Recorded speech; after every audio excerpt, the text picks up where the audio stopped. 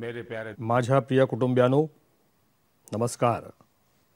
मन की बातच्या आणखी एका भागात एपिसोड में मला तुमच्यासोबत आप सभी के साथ देशाचं यश, देश की सफलता, देशवासियांचं यश, देशवासियों की त्यांचा प्रेरणादायी जीवन प्रवास इंस्पायरिंग लाइफ याबाबत बोलण्याची संधी मिळाली आहे। साझा करने का अवसर मिला है। सध्या मला आलेली बहुतेक पत्र आणि संदेश जो मुझे मिले मुख्यत्वे करून वो दो विषय या दोन विषयांवर आहेत। पहिला विषय म्हणजे चंद्रयान 3चं यशस्वी अवतरण और दूसरा विषय आणि दुसरा विषय आहे दिल्ली में G20चं दिल्लीतील यशस्वी आयोजन। देश के हर देशाच्या प्रत्येक भागातून, समाजातील प्रत्येक घटकाकडून, उम्र के सर्व वयोगटातल्या लोकांकडून मुझे मला असंख्य पत्र मिळाली आहेत।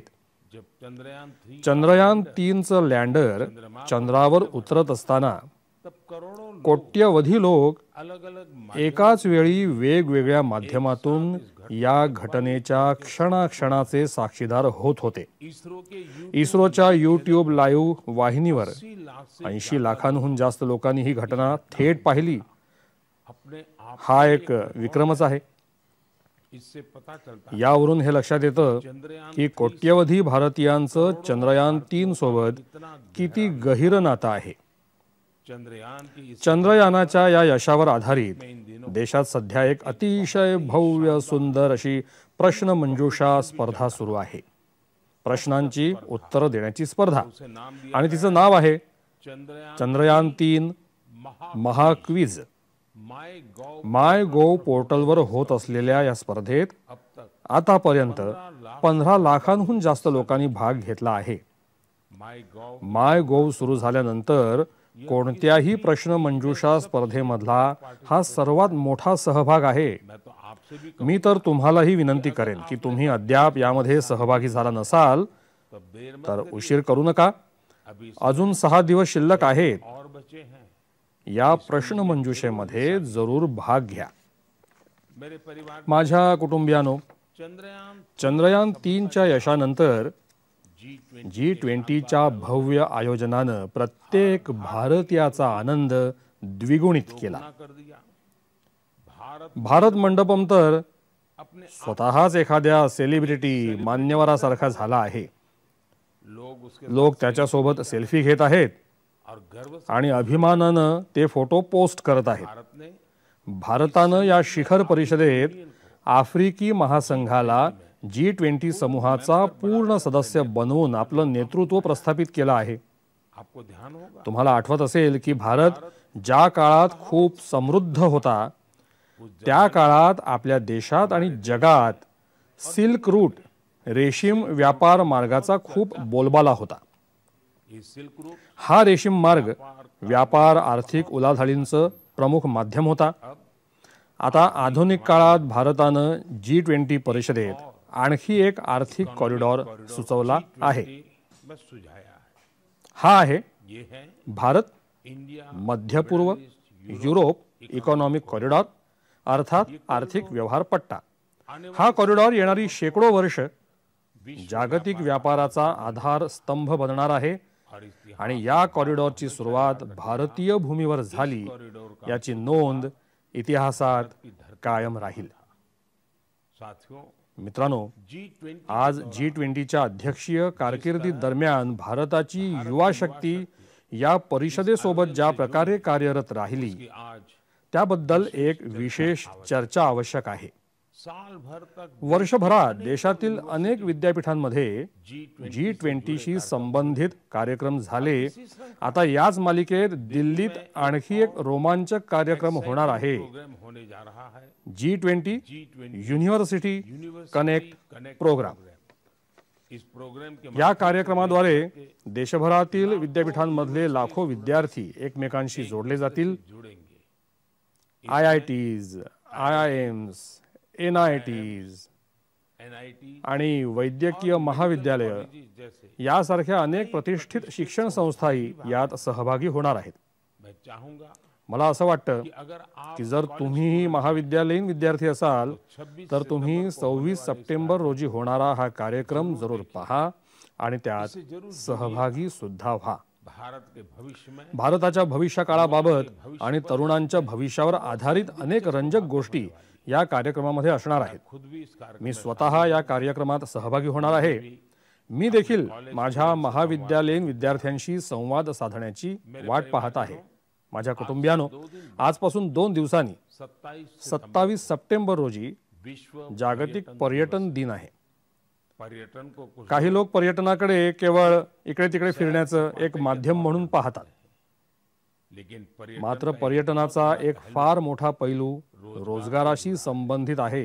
कहते हैं असं म्हटलं जातं की जर कमीत कमी गुंतवणुकीत जास्तीत जास्त रोजगार निर्माण करणारं कुठलं क्षेत्र असेल कोई सेक्टर तर ते आहे पर्यटन क्षेत्र. वो टूरिज्म सेक्टर ही है. पर्यटन क्षेत्राची भरभराट करताना कोणत्याही देशासाठी के लिए या क्षेत्राबद्दल सद्भावना बाळगणं, के प्रति वाढवणं आणि आकर्षण तसंच त्याची ख्याती वाढवणं खूप महत्त्वाचं ठरतं. कुछ वर्षों में गेल्या काही वर्षात भारत के भारताबद्दलचं आकर्षण खूप वाढलं आहे आणि G20च्या यशस्वी आयोजनानंतर तर जगभरातील लोकांचा भारतातला रस आणखी वाढला आहे. और बढ़ गया है. साथियों, G20 मित्रांनो, G20 परिषदेसाठी 1 लाखाहून जास्त प्रतिनिधी भारतात आले. वो यहाँ की इथली विविधता, विविध परंपरा, विविध प्रकारचं खाणं पिणं भांति भांति आणि आपला वारसा और हमारी या सर्वांची ओळख त्यांना इथे झाली. यहाँ आने वाले इथे आलेले प्रतिनिधी अपने साथ आपापल्या देशात परत जाताना शानदार आपल्या सोबत जे सुखद अनुभव घेऊन गेले आहेत से त्यामुळे टूरिज्म का भारतात पर्यटन आणखी वाढीला लागेल. आप लोगों को पता ही है. आपल्या सर्वांना माहितीच आहे की भारतात एकापेक्षा एक सरस अशी जागतिक वारसा स्थळं आहेत आणि त्यांची संख्या और इनकी सातत्यानं वाढतच चालली आहे. कुछ ही दिन पहले काही दिवसांपूर्वीच शांतिनिकेतन आणि कर्नाटकातील कर्नाटका के पवित्र होयसडा मंदिरांना मंदिरों को जागतिक वारसा स्थळ म्हणून घोषित करण्यात आलं आहे. किया गया है. मी शानदार हा शानदार असा मान मिळाल्याबद्दल सर्व देशवासियांचं अभिनंदन करतो. मुझे 2008 मला 2018 मध्ये शांति शांतिनिकेतनला भेट देण्याचं भाग्य लाभलं होतं. शांति गुरुदेव रवींद्रनाथ टागोर गुरुदेव हे शांतिनिकेतनशी निगडीत होते. गुरुदेव गुरुदेव रवींद्रनाथ टागोर यांनी एका प्राचीन संस्कृत श्लोकातून शांतिनिकेतनचं ब्रीदवाक्य, ध्येयवाक्य घेतलं होतं. श्लोक है तो श्लोक असा आहे, यत्र विश्व यत्र विश्वम भवति भवत्येक निदम, अर्थात म्हणजेच एक लहान घरट संपूर्ण जग सामावून घेऊ शकतं. संसार समाहित हो सकता है. युनेस्कोनं जागतिक वारसा यादीत समाविष्ट केलेली कर्नाटकातील होयसडा मंदिर धरोहर सूची में 13व्या शतकातील उत्कृष्ट वास्तुकलेसाठी ओळखली जातात. आर्किटेक्चर के लिए जाना जाता है. या मंदिरांना इन मंदिरों युनेस्को कडून मान्यता मिळणं को से हा देखील भारतीय मंदिर स्थापत्य शैलीच्या भारतीय परंपरेचा सन्मान आहे. भारत में अब भारतातल्या जागतिक वारसा स्थळांची एकूण संख्या आता 42 झाली आहे. 42 हो. भारताचा हाच प्रयत्न आहे भारत का प्रयास है की आपली जास्तीत जास्त ऐतिहासिक आणि सांस्कृतिक ठिकाणं सांस्कृतिक जगह जागतिक वारसा स्थळं म्हणून ओळखली जावीत. मान्यता मिले. मी तुम्हा सर्वांना विनंती करतो की जेव्हा कधी तुम्ही कुठेतरी पर्यटनाला जाण्याचा विचार कराल प्रयास करें. तेव्हा भारतातील विविधता पाहण्याचा प्रयत्न नक्की करा. आप अलग आपण विविध राज्यांची संस्कृती समजून घ्या, वारसा स्थळं पहा. इससे यामुळे आपण आपल्या देशाच्या गौरवशाली इतिहासाशी तर परिचित व्हालच, सोबत स्थानिक लोकांचं उत्पन्न वाढवण्याचं तुम्ही एक महत्त्वाचं माध्यम देखील ठराल. मेरे परिवारजनों, माझ्या कुटुंबियांनो, भारतीय भारतीय संस्कृती आणि भारतीय संगीत संगीत आता जागतिक बनलंय. दुनिया जगभरातल्या लोकांचा त्यांच्याकडे असलेला ओढा दिवसेंदिवस वाढत चालला आहे. एक प्यारी सी मी आपल्याला एका छानशा मुलीनं केलेल्या सादरीकरणाची एक छोटीशी ध्वनिफीत ऐकवतो. आपको सुनाता हूँ. जगज्जालपालं कजत्कण्ठमालं शरच्चन्द्रभालं महादैत्यकालं नभो नीलकायं तुरावारमायं सुपद्मसहायं भजेऽहं भजेऽहम्. नागेन्द्रहाराय त्रैलोचनाय भस्मङ्गरागाय माहेश्वराय नित्याय शुद्धाय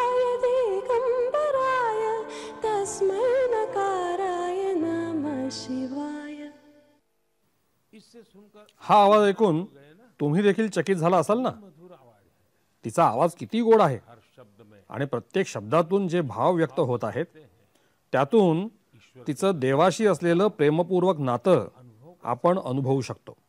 अगर मैं ये बताऊं जर मी तुम्हाला सांगितलं सुरीली की हा मधुर आवाज जर्मनी की जर्मनीतल्या एका मुलीचा आहे तो शायद तर कदाचित तुम्हाला आणखी आश्चर्य वाटेल. इस बिटिया का नाम या मुलीचं नाव आहे कैसमी. 21 साल की 21 वर्षांची कैसमी इन दिनों सध्या इंस्टाग्रामवर खूप गाजते. आई हुई है. जर्मनी की मूळची जर्मनीची असलेली कैसमी कभी भारत भारतात कधीच आलेली नाही, लेकिन वो मात्र ती भारतीय संगीताची चाहती आहे. जिसने कभी जिने भारत कधीही पाहिलाही नाही तिला भारतीय संगीताची असलेली आवड बहुत खूप प्रेरणादायी आहे. कैसमी कैसमी जन्मापासूनच दृष्टिबाधित आहे, मात्र हे कठीण आव्हान तिला असामान्य कामगिरी करण्यापासून रोखू शकलेलं नाही. रोक नहीं पाई. म्यूजिक संगीत आणि सर्जनशीलतेचा तिला एवढा ध्यास होता की तिनं बालवयापासूनच गाणं सुरू केलं. गाना शुरू कर दिया. आफ्रिकी ड्रम वादनाची सुरुवात तर तो उन्होंने तिनं वयाच्या अवघ्या 3ऱ्या वर्षी केली. साल की उम्र में ही कर दी थी. भारतीय संगीताचा परिचय 5-6 तिला 5-6 वर्षापूर्वीच झाला.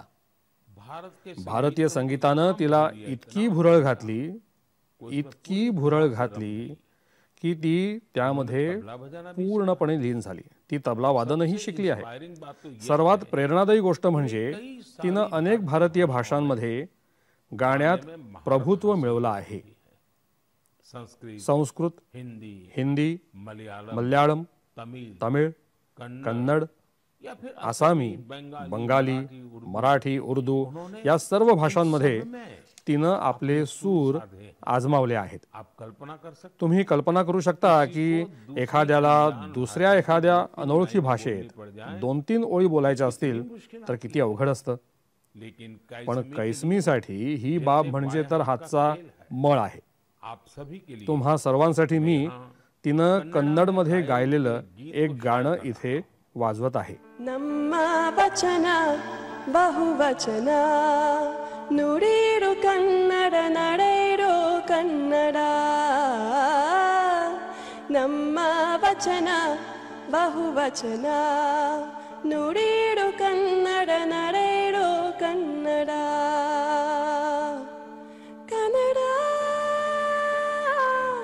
ನಮ್ಮ ಕನ್ನಡ. भारतीय संस्कृती आणि संगीताबद्दल जर्मनीच्या कैसमीला असलेलं हे वेड कौतुकास्पद आहे. मी मनापासून तिचं कौतुक करतो. मैं हृदय से तिचा हा प्रयत्न प्रत्येक भारतीयाला प्रयास अगदी भारावून टाकणारा आहे. अभिभूत करने वाला है. मेरे परिवार माझ्या कुटुंबियानो, हमारे देश में आपल्या देशात शिक्षा शिक्षणाकडे हमेशा नेहमीच एक सेवा म्हणून पाहिलं जातं. मुझे मला उत्तराखंडमधील काही अशा युवकांविषयी कळलं आहे जे याच भावनेनं भावना के साथ मुलांच्या शिक्षणासाठी काम करत आहेत. नैनिताल जिल्ह्यातील काही तरुणांनी मुलांसाठी अनोखं असं घोडा वाचनालय सुरू केलं आहे.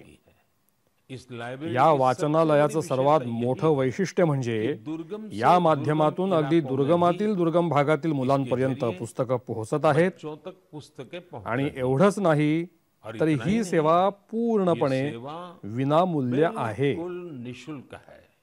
आतापर्यंत या माध्यमातून माध्यम से नैनितालमधील 12 गावं सामावून घेण्यात आली आहेत. बच्चों की मुलांच्या शिक्षणाशी निगडीत या उदात्त कामात मदत करण्यासाठी स्थानिक लोक सुद्धा स्वतःहून पुढे येत आहेत.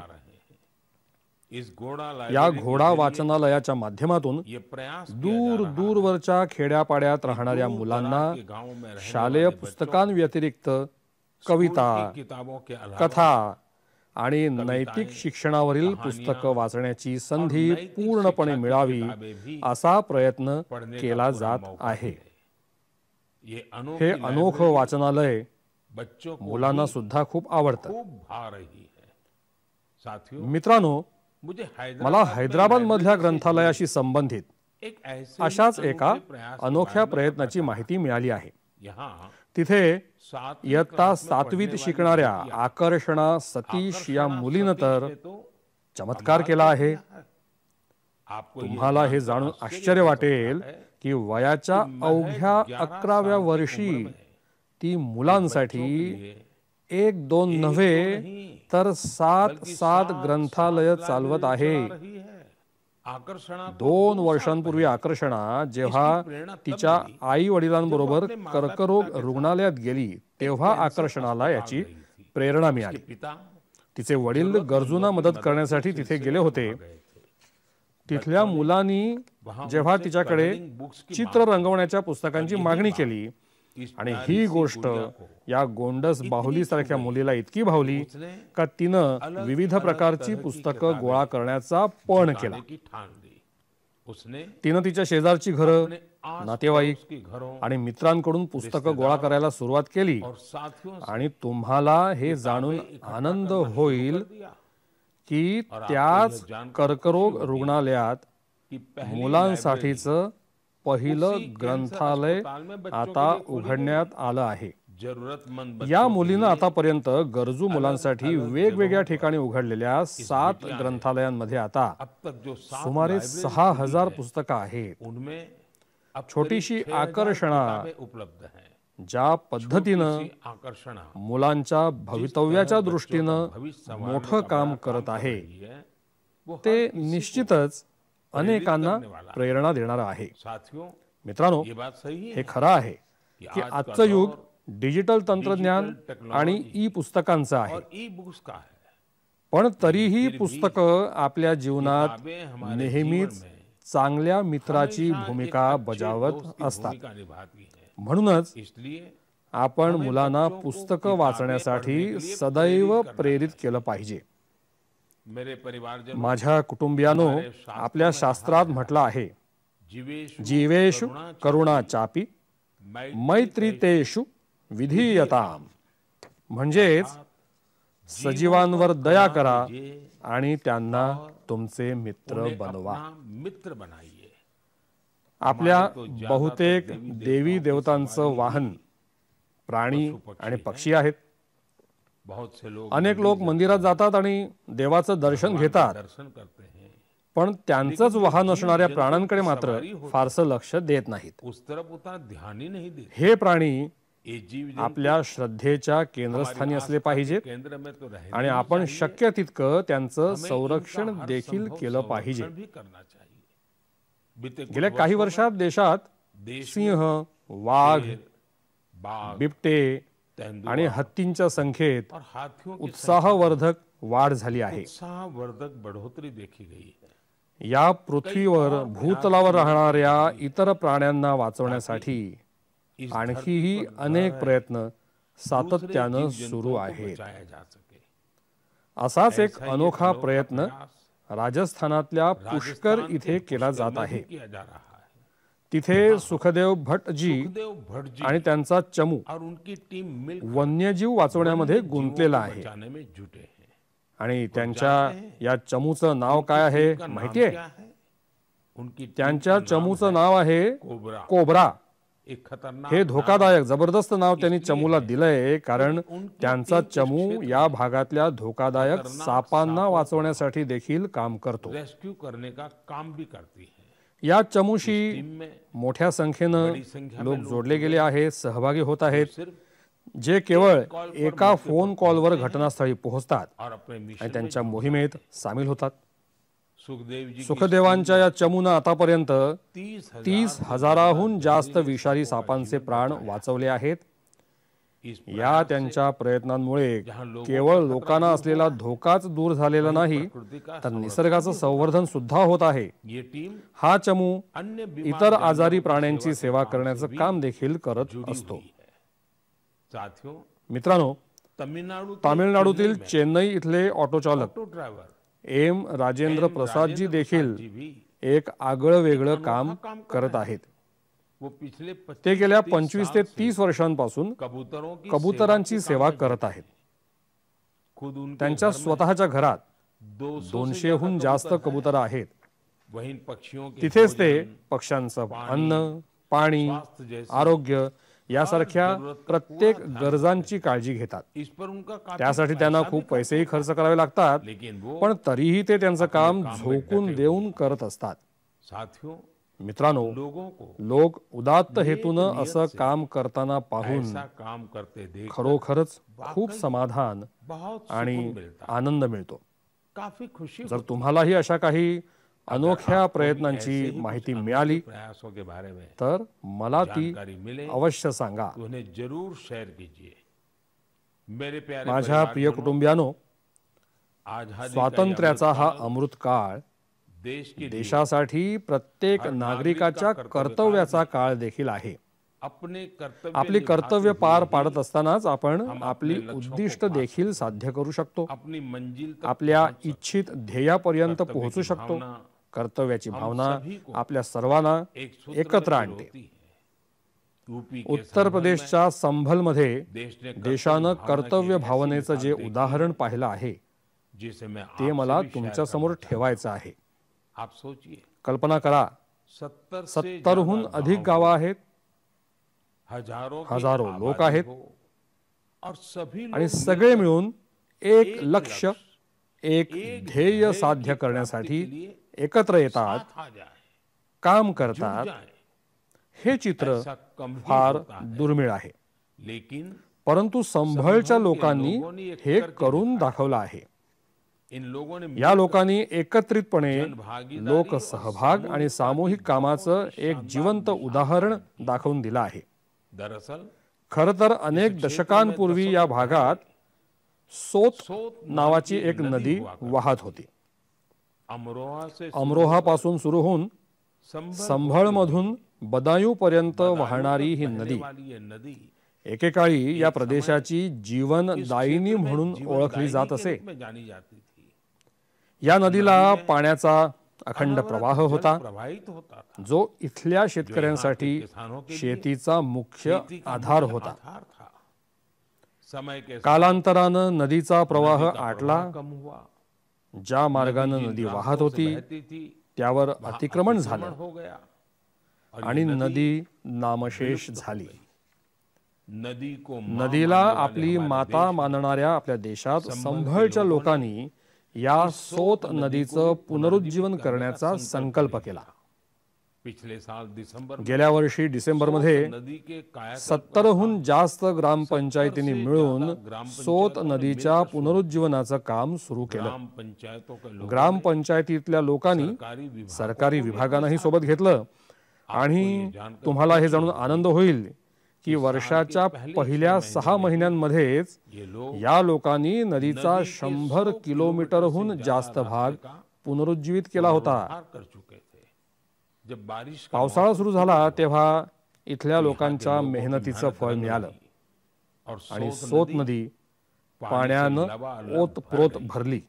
यहाँ के किसानों इथल्या के लिए शेतकऱ्यांसाठी का ही एक खूप मोठी आनंददायक घटना ठरली आहे. लोगों ने नदी के किनारे लोकांनी नदीच्या काठावर बांस के 10,000हून जास्त 10,000 बांबूची से रोपं अधिक लावली, पौधे भी लगाए ज्यामुळे तिचे ताकि किनारे इसके किनारे पूर्णपणे पूरी तरह सुरक्षित राहतील. सुरक्षित रहे.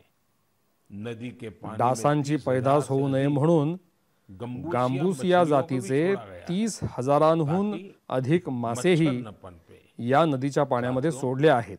मित्रांनो, सोत नदी का सोत नदीचं उदाहरण आपल्याला सांगतं बताता है की जर आपण दृढ निश्चय केला तर आपण सर्वात मोठ्या आव्हानांवर मात करू शकतो आणि मोठा बदल घडवून आणू शकतो. भी कर्तव्याच्या मार्गावर चालताना तुम्ही देखील अपने आस तुमच्या सभोवतालच्या अशा अनेक बदलांचं माध्यम बनू शकता. बन सकते हैं.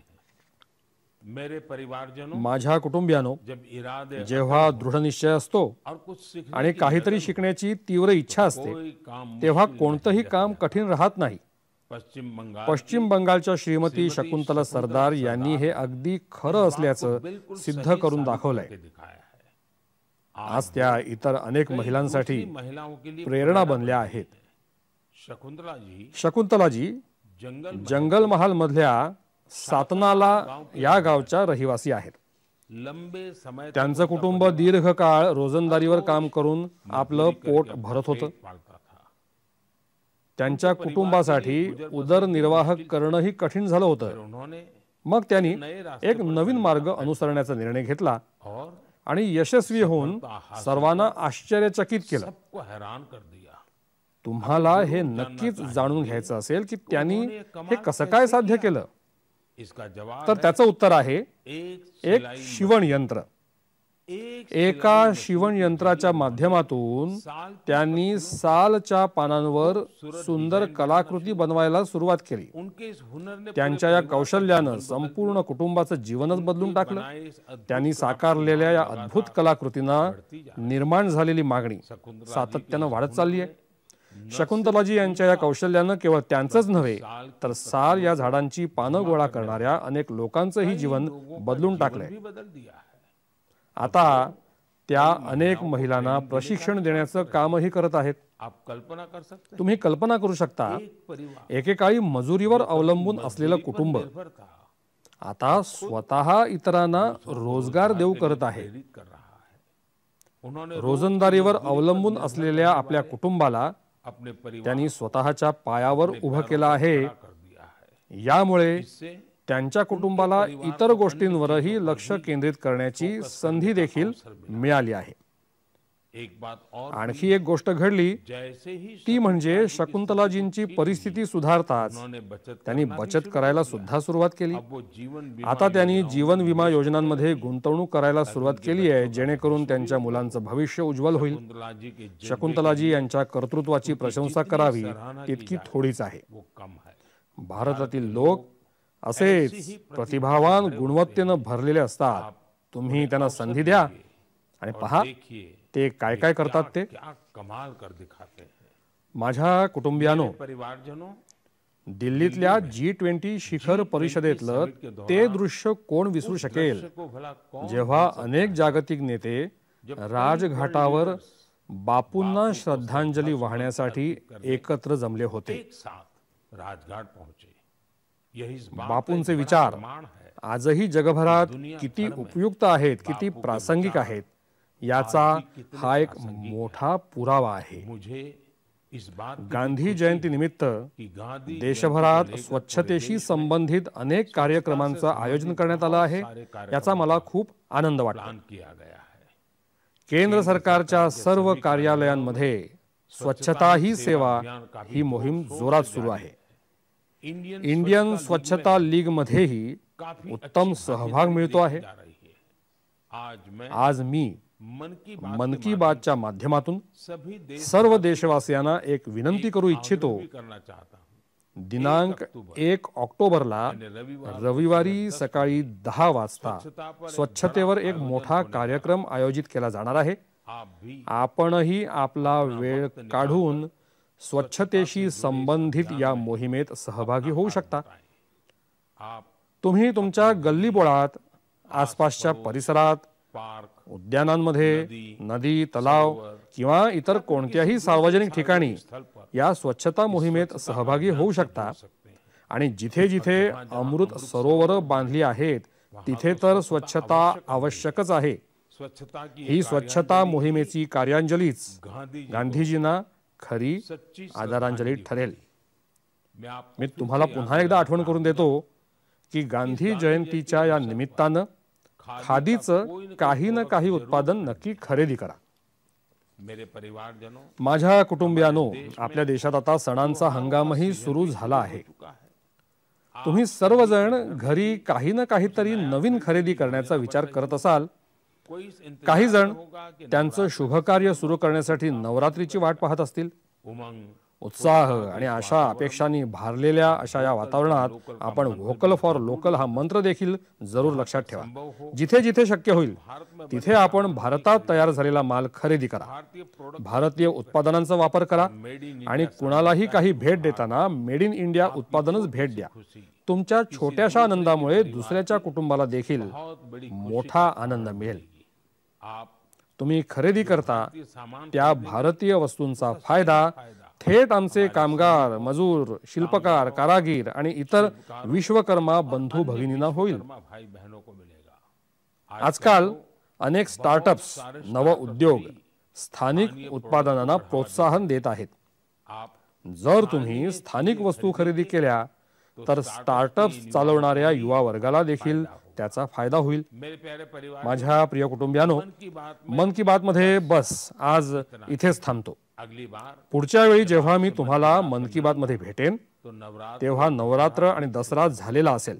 त्योहारों के या सणासुदीच्या काळात तुम्ही प्रत्येक सण उत्साहात साजरा करा. तुमच्या कुटुंबातला प्रत्येक जण आनंदी राहो याच माझ्या सदिच्छा आहेत. इन पर्वों या सणासुदीसाठी तुम्हाला खूप खूप शुभेच्छा. आपसे फिर पुढच्या वेळी नवीन विषय आणि देशबांधवांच्या नवीन यशोगाथांसह की नई सफलता पुन्हा भेटूया. आप तुम्ही तुमचे संदेश मला पाठवत राहा. भेजते रहिए. तुमचे अनुभव मला सांगायला विसरू नका. शेयर करना न भूलें. मी वाट बघेन. इच्छा करूंगा. बहुत खूप खूप धन्यवाद. नमस्कार. नमस्कार.